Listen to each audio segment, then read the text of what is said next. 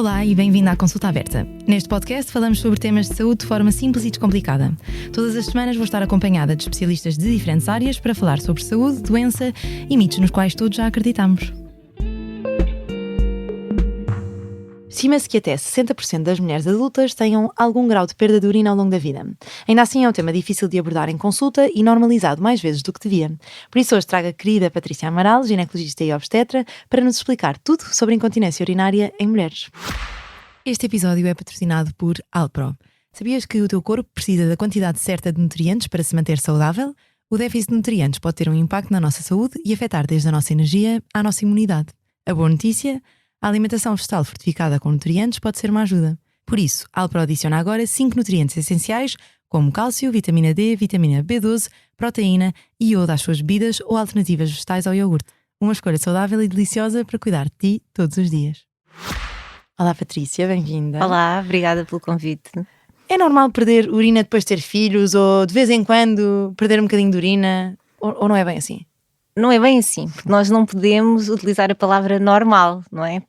Grande parte da minha atividade de diferenciação é conseguir que as mulheres tenham boa qualidade de vida e que não tenham queixas de incontinência urinária. Agora, pode acontecer e é comum durante a gravidez, durante o pós-parto e com o envelhecimento ter algumas perdas de urina, que nós chamamos de incontinência urinária.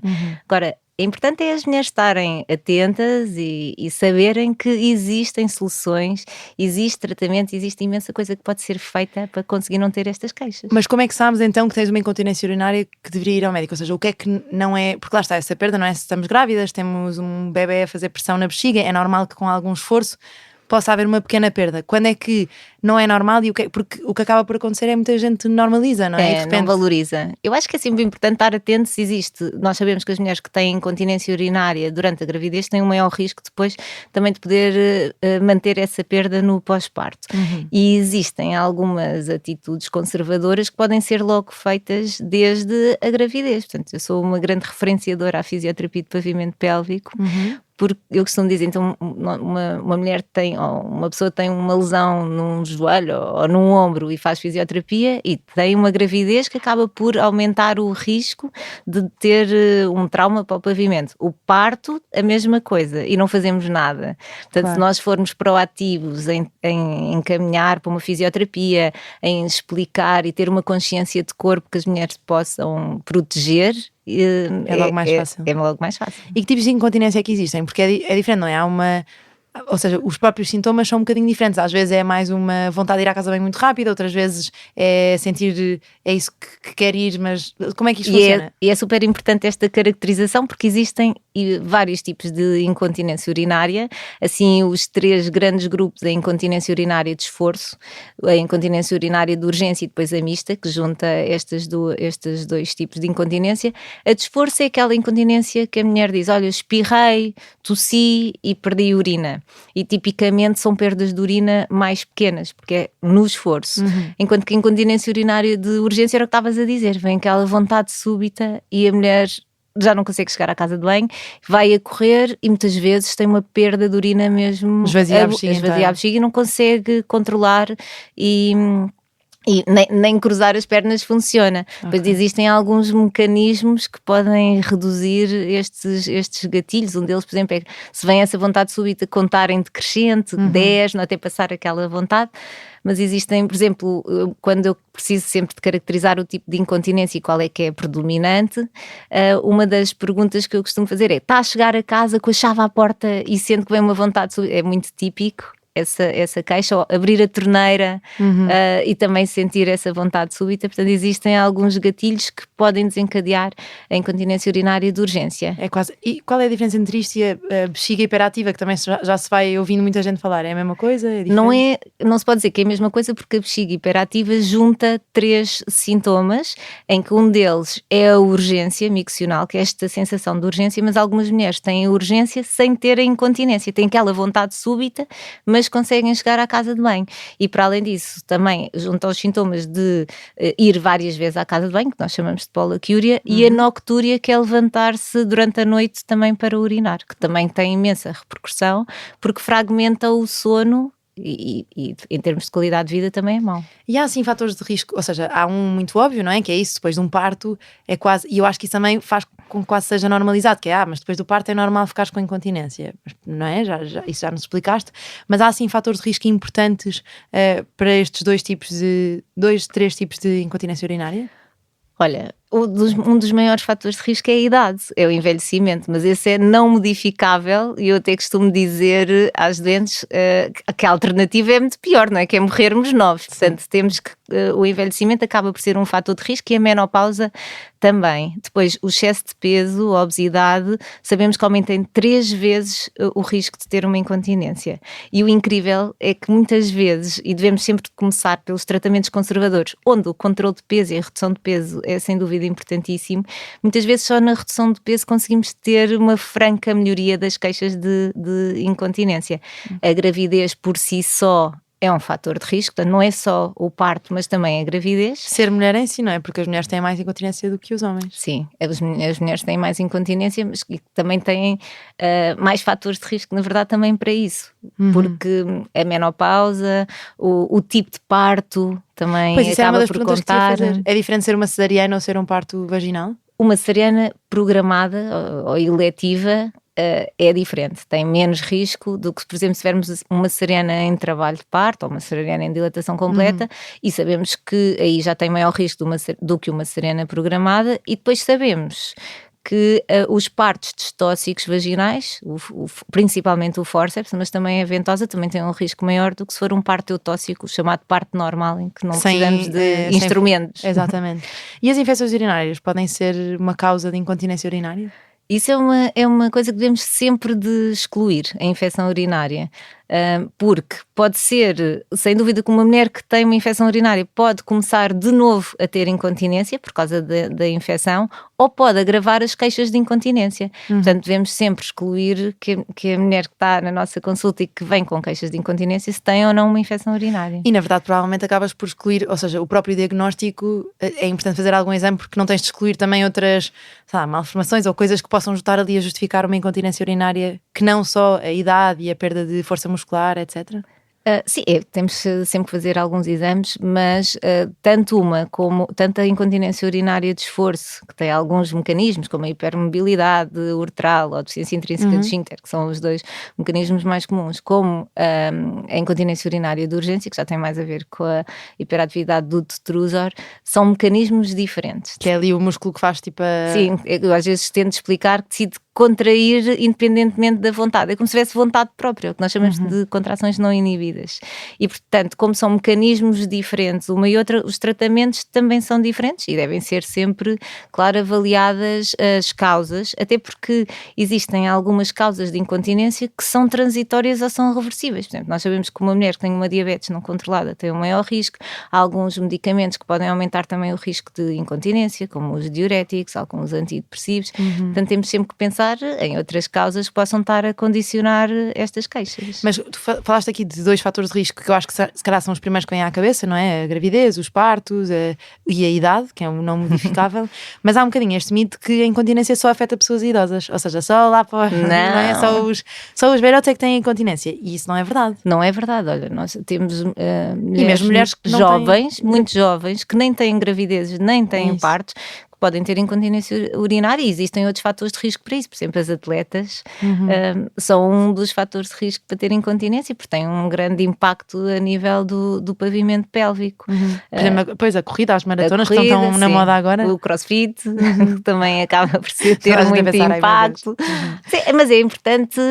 Claro que sabemos que é um fator de risco, mas senão também as mulheres não engravidavam, e é um fator de risco. Claro. Só a própria gravidez é um fator de risco. Há mulheres que tiveram gravidez e tiveram partos por cesariana programada e que têm incontinência, portanto mas não é por isso. Nós temos é que ter a consciência do corpo, do que é que nós podemos fazer para também proteger o pavimento pélvico, alguns hábitos do dia-a-dia que é importante, a hidratação, evitar a obstipação, o exercício intenso é um fator de risco, mas o exercício moderado é protetor. Pois é isso, porque o próprio exercício, ou seja, nós estamos a falar aqui mesmo estes esfíncteres que controlam a saída da urina, são tudo músculos, não é? E portanto, por outro lado, parece-me óbvio que o exercício físico, o reforço muscular também vai ser protetor e não vai... Exatamente, o que nós sabemos é que o exercício moderado é protetor, porque o pavimento pélvico é constituído por músculos, faixas e ligamentos que se entrecruzam, e sabemos hoje em dia que esse reforço, e por isso é que também a fisioterapia é tão importante, vai melhorar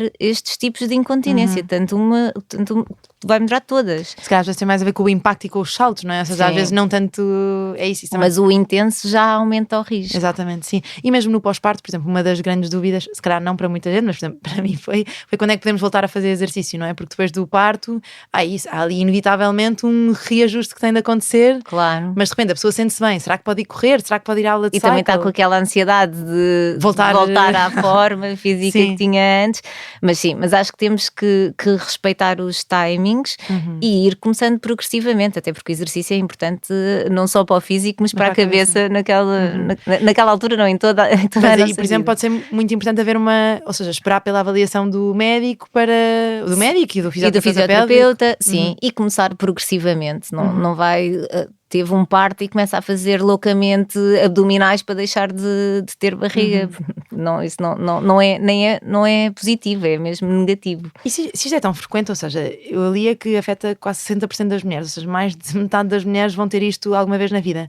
Porquê é que ainda é tão difícil? Porque eu às vezes descubro mulheres que têm incontinências há 10, 15 anos e que só porque eu perguntei ativamente é que me dizem: sim, mas eu sempre que salto a corda perco urina, ou eu sempre que vou correr, ou eu sei que se tiver de correr para apanhar um autocarro, mas sei lá, isso é normal, eu já tive filhos. Porquê é que é tão difícil falar sobre... Porquê é que tu achas que é tão difícil falar sobre isso em consulta? Porque as mulheres têm vergonha e então não dizem, mas esse é exatamente o truque.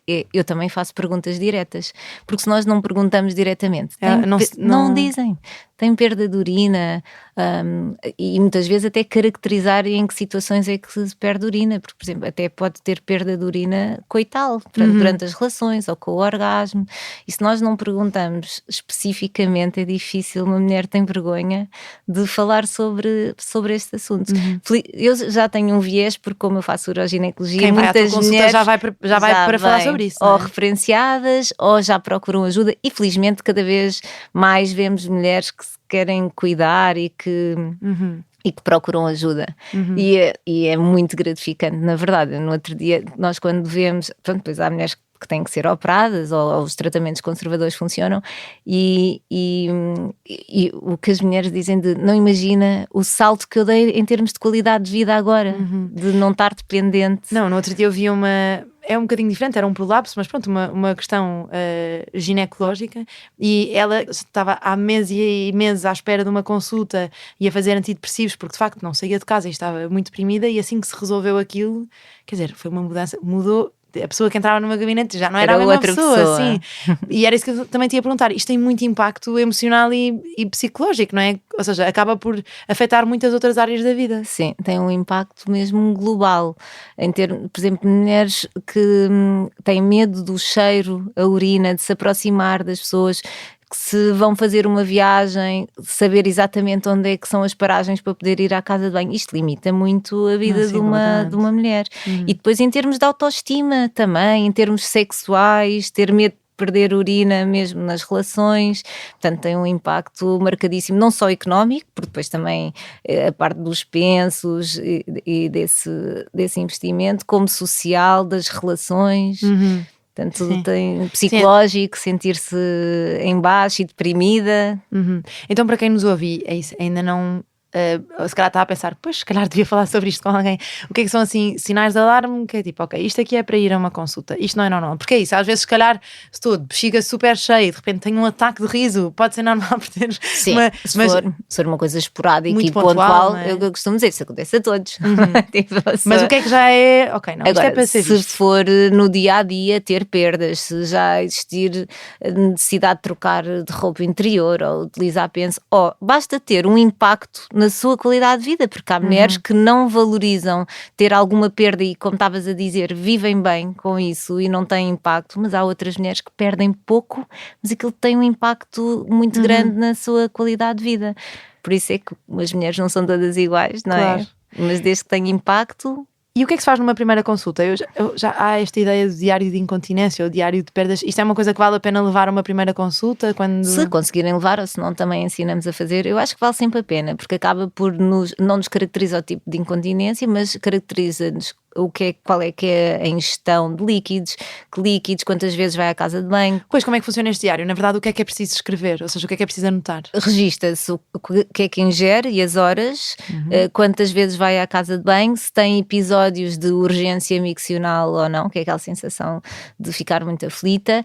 Regista-se também quantas perdas de urina tem ou não, e isto depois não nos vai ajudar só a ver qual é o padrão miccional daquela mulher, mas depois ajuda-nos também em termos de melhoria. Para ver, ok, perceber, estava aqui e agora está muito melhor. Exatamente, agora está melhor, já vai menos vezes à casa de banho, já está períodos em que consegue, porque às vezes, por exemplo, na bexiga hiperativa as mulheres vão à casa de banho de hora a hora. Pois. Portanto, isso também tem um impacto grande no dia-a-dia. Portanto, isso permite-nos ver também qual é que é a nossa atitude em termos terapêuticos, se está a funcionar ou não. E depois em relação aos tratamentos, porque também há um bocado esta ideia de só se resolve com cirurgia ou então não se resolve e é comprar fraldas e aceitar. Que tipos de tratamentos é que temos? Calhar a começar dos menos conservadores, dos mais conservadores para os menos. E normalmente a primeira linha são tratamentos conservadores. A alteração de estilo de vida é a base. Um deles, como estava a dizer, a obesidade aumenta em 3 vezes o risco, portanto a perda de peso é super importante. Também termos alguns ajustes alimentares, porque o que acontece é que muitas vezes as mulheres têm medo de perder urina, então não bebem água. Só que a urina concentrada é mais irritativa da bexiga e, portanto, até pode agravar estes sintomas. E está recomendado beber 2 litros de água por dia. Mesmo com incontinência. Mesmo com incontinência, porque a urina diluída é menos irritativa da bexiga e até pode dar menos episódios de urgência. Ok, isto é interessante. E isso é uma coisa que nós estamos sempre a reforçar na consulta. Depois é evitar os irritativos, que eu costumo chamar na consulta. Evitar os picantes, o tomate. Então isso, há mesmo um fundamento para isso, ou seja, é mesmo suposto os evitar... refrigerantes, o café. Claro que eu digo, olha, isto é tudo, como na vida tem que existir uma balança, mas se calhar se bebe 3 cafés e tem estas queixas, vamos tentar ver um. Exato. Eu acho que temos também conseguir ter vida, não é? Claro. E conseguir ir ajustando ao que nós também gostamos de fazer no nosso dia-a-dia. Mas sim, existem alguns, e devemos sempre começar com os tratamentos conservadores, em que a fisioterapia também é uma primeira linha. Eu estava a ler que o number needed to treat, que é assim uma medida que nós usamos em medicina, que nos diz quantas pessoas é que precisamos de fazer esta intervenção para que tenhamos um caso de sucesso.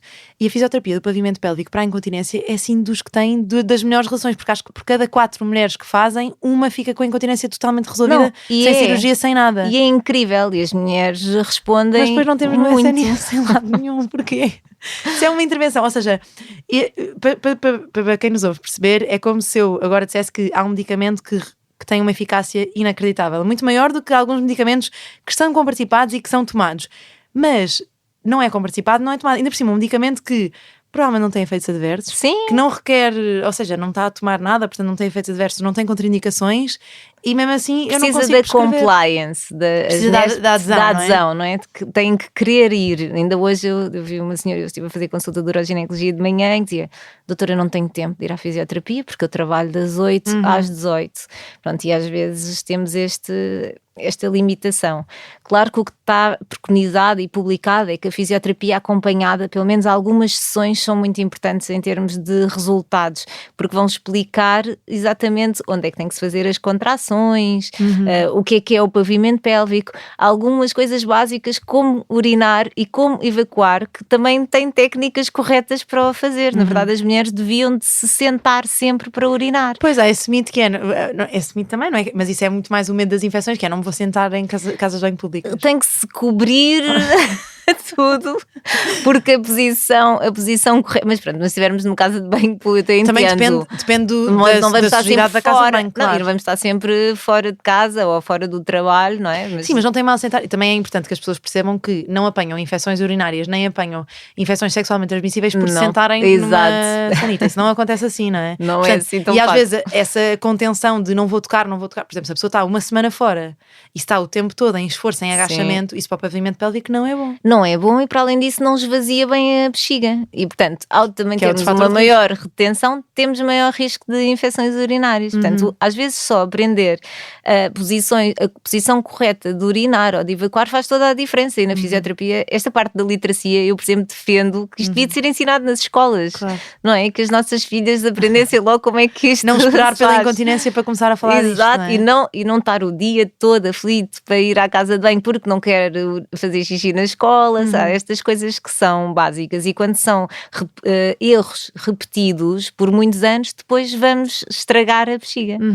Mas esta parte da fisioterapia, portanto, vê-se que é uma intervenção que tem efeito, mas estamos a falar de a pessoa tem que fazer muitos meses, são tipo 15 sessões, como é que funciona mais ou menos? O ideal era fazer umas primeiras sessões acompanhadas e depois a Avaliar mulher o ter que- a autonomia de conseguir fazer o trabalho de casa em casa. E eu às vezes até digo, olha, lembre-se de algumas situações em que está parada no trânsito no sinal encarnado, lembre-se de fazer alguns exercícios, ou se está em casa a fazer alguma tarefa. É ir utilizando o dia a dia para ir conseguindo fazer os exercícios. Eu às vezes até quando estou, eu digo sempre a brincar que o dia em que eu faço muita contração do períneo é o dia em que eu estou a fazer consulta Tu durante estás sempre a lembrar de fazer. Exato. Claro. E quando, para os casos, portanto, lá está, estas mais ou menos 3 em 4 mulheres em que a fisioterapia não ajuda, que tratamentos é que existem? Olha, depois é aí que temos que dividir que tipo de incontinência é que predomina naquela mulher. Porque, por exemplo, a incontinência urinária de urgência normalmente não é cirúrgica e nós tratamos com medicamentos e que muitas vezes até nos cuidados primários medicam, enquanto que a A de incontinência urgência é esta de ir a correr. da chave na porta, não é? Sim, Estar é como em casa. eu costumo explicar um bocadinho às senhoras, é como se estivéssemos a dar um antidepressivo à bexiga para não contrair tanto. Enquanto que a incontinência urinária de esforço normalmente já é cirúrgica e utilizamos os slings que acabam por fazer uma barreira ali É quase fosse uma suburetral. rede de suporte. Exatamente, uma fitinha, que é uma rede fininha e que faz uma rede de suporte. Depois outra coisa muito importante que nas mulheres pós-menopausa, que também é o fator de risco sendo da idade, portanto temos algumas mulheres que estão na pós-menopausa, é fazer estrogénios locais. Ok. Portanto, Que às vezes tratar também se a faz na atrofia, menopausa, não é? sim, mesmo que não tenham queixas de incontinência, deve ser feito por causa da síndrome genitourinária. Mas isso em que tipo de incontinência? Em que tipo de incontinência é que isso pode ajudar? Os estrogénios locais Ajudam nas duas? Sim, e deve ser feita na pós-menopausa mesmo numa mulher que não tem incontinência, porque tem outras vantagens, reduz o risco de infecções urinárias de repetição, por exemplo, a parte da secura vaginal, portanto tem imensa vantagem a aplicação de estrogénios locais ou alguns medicamentos para atrofia, agora até já temos uma opção oral. E na incontinência é importante também não nos esquecermos desta parte. É isso, são coisas que mudam e que as pessoas de facto ficam muito melhores. Ou seja, é possível voltar a viver a vida sem estar sempre com incontinência, não é? Sim, e é um ganho de qualidade de vida incrível. E conseguir que quando vem à consulta, conseguir que aquela mulher tenha melhorado francamente estes diga, sintomas, estou muito melhor, é muito gratificante. O álcool é uma coisa que pode influenciar também. Sim, estavas a o álcool falar. também faz parte dos alimentos que pode agravar a parte da E é incontinência. isso, por exemplo, o sedentarismo, o facto da pessoa estar muito tempo sentada também certamente não irá ajudar, não é? Também é importante mexer-se, é importante fazer exercício, lá está, sem exagerar, porque sabemos que o impacto aumenta o risco. Existem alterações comportamentais e, por exemplo, nas mulheres que têm bexiga hiperativa e que vão de hora a hora a urinar, também devem tentar ir aumentando 15 minutos a cada Que período. dicas é que tu costumas dar assim para quem tem incontinência? Ou seja, claro que quando é para cirurgia é para cirurgia, a fisioterapia do pavimento pélvico também já sabemos que sim, mas assim dicas práticas e exercícios e coisas que as pessoas podem fazer que vão melhorar a sua incontinência. Nós devemos sempre de avaliar, porque às vezes a incontinência também está acompanhada por lapsos dos órgãos pélvicos e, portanto, é importante Queres explicar mais ou fazer menos o que é que isso é? observação. Aproveita que estás cá. O que é que são E porque prolapsos? muitas vezes se junta uma patologia com a outra. E também é um tema super tabu que as mulheres não falam. Falam. Às vezes eu descubro prolapsos muito tempo depois, porque a mulher diz, eu tenho aqui uma coisa que sai mais ou menos, não percebo o que é. Mas às vezes Estávamos vêm aqui a muito ouvir e a pensar, do que é que elas assustadas. estão a falar? Sai o quê? Às vezes vêm muito assustadas que têm um ovo ou uma bola a sair pela vagina. Olha, na verdade é o que nós na gíria ouvimos, tem a bexiga descaída, ou tem o útero descaído, ou tem o reto descaído. Isso é o que nós chamamos de prolapso dos órgãos pélvicos. O prolapso quer dizer deslizamento, e neste caso é deslizamento para baixo. O que eu explico sempre, olha, é que a gravidade é tramada, e sempre estou a explicar que a bexiga desceu um bocadinho, ou descaiu um bocadinho, ou o reto também desceu, ou o útero, às vezes digo, olha, é como as maminhas aos 20 anos estavam num sítio e agora aos 60 Realmente já estão noutro. Sim. Exato. Mas aquilo acaba por ser como se fosse meio uma hérnia, não é? E portanto agrava, tipicamente tem um agravamento ao longo do dia. E principalmente quanto mais esforços faz, maior o agravamento. E aí os fatores de risco também são parecidos, ou seja, o parto, a idade? Sim, sem dúvida, o tipo de parto é um fator de risco, a idade também. Sabemos que existem algumas doenças do colagênio que podem aumentar o risco de prolapso. Sabemos o peso, a obesidade também é um fator de risco, e sabemos que existe uma história familiar, portanto, quem tem antecedentes familiares de prolapso tem maior risco de vir a ter um prolapso, que também está relacionado com o tipo de colagênio. E aí que os tratamentos, o que é que há disponível? O que é que se faz? Olha, em termos... É sempre cirurgia também? Não, temos a parte cirúrgica que corrige, depois existem muitas técnicas dependendo do grau de prolapso, com rede, sem rede, por via vaginal, por via abdominal, mas também temos os tratamentos conservadores, que é a utilização de pessário, que é como, tipo... O que é um pessário? Existem vários tipos de pessário. Olha, eu digo que é como se estivéssemos a pôr uma rolha, que é para empurrar os órgãos que estão descaídos, mas existe, o que nós mais utilizamos é um anel, que faz esse efeito de ocupação de espaço, mas depois existem diferentes tipos de pessário. Existem, por exemplo, os cubos, que também podem ser utilizados. E é uma coisa que se põe diariamente, que se põe e fica lá? Olha, isso é uma pergunta difícil de responder. Normalmente nós pomos e fica lá durante uns meses, e as mulheres que não conseguem ter a autonomia de manipular o pessário vêm à nossa consulta para trocar.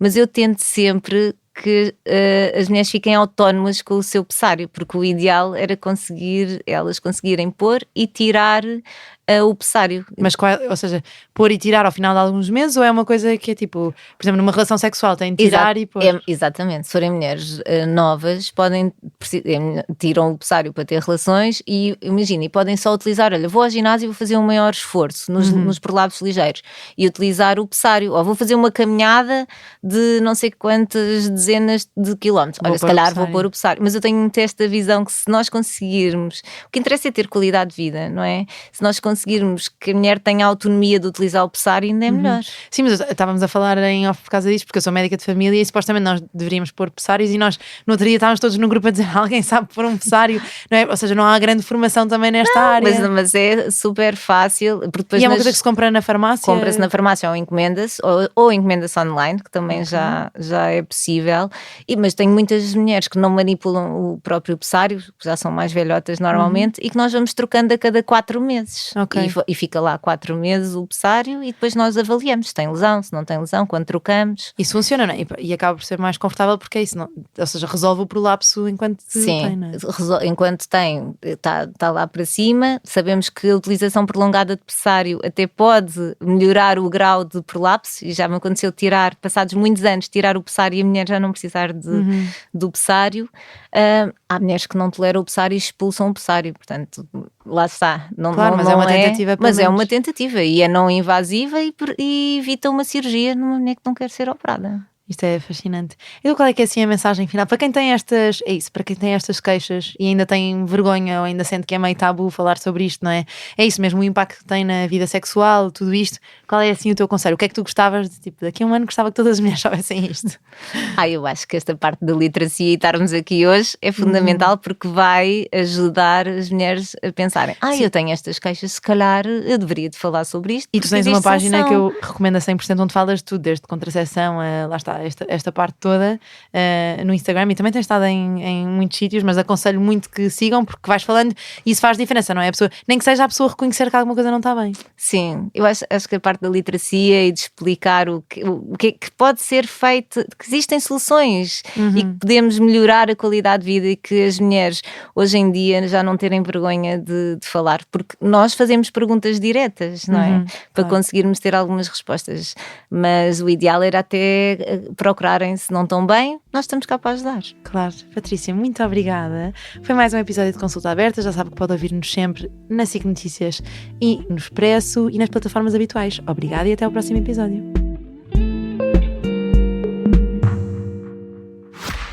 Este episódio é patrocinado por Alpro. Sabias que o teu corpo precisa da quantidade certa de nutrientes para se manter saudável? O déficit de nutrientes pode ter um impacto na nossa saúde e afetar desde a nossa energia à nossa imunidade. A boa notícia? A alimentação vegetal fortificada com nutrientes pode ser uma ajuda. Por isso, Alpro adiciona agora 5 nutrientes essenciais, como cálcio, vitamina D, vitamina B12, proteína e iodo às suas bebidas ou alternativas vegetais ao iogurte. Uma escolha saudável e deliciosa para cuidar de ti todos os dias.